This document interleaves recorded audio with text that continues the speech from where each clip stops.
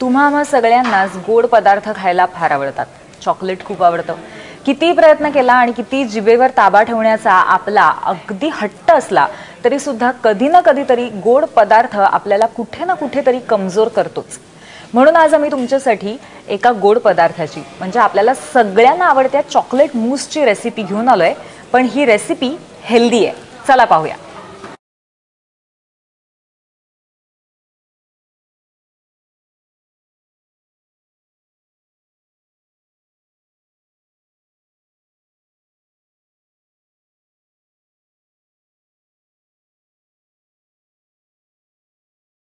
नमस्कार, माझं नाव ध्वनिशा आहे आणि मी एक हीलिंग फूड न्यूट्रिशनिस्ट आहे.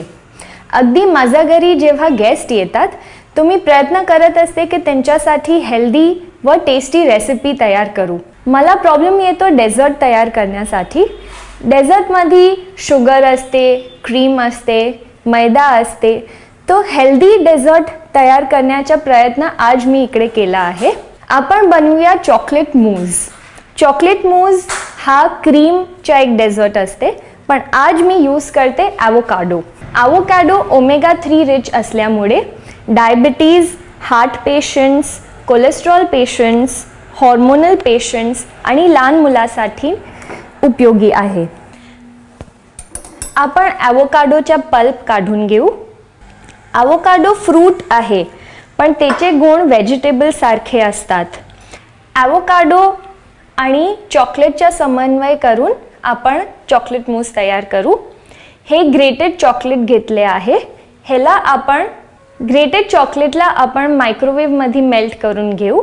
आपण घेऊया मेल्टेड चॉकलेट. चॉकलेट पण एक हेल्दी पदार्थ आहे. चॉकलेटमध्ये असते कॉपर. कॉपर लहान मुलांसाठी, ब्रेन डेव्हलपमेंटसाठी, मेमरी लॉस पेशंट्ससाठी अगदी उपयोगी आहे. ह्याच्यात आपण ॲड केले आहे ॲवोकाडो, थोडासा दूध, कोको पावडर आणि थोडासा मध, हनी. हनी एक प्रकारचा नॅचरल शुगर आहे. शुगर ना यूज करताना हनी यूज केले स्वीटनेससाठी. ॲवोकाडो चॉकलेट मूसला ब्लेंड करूया.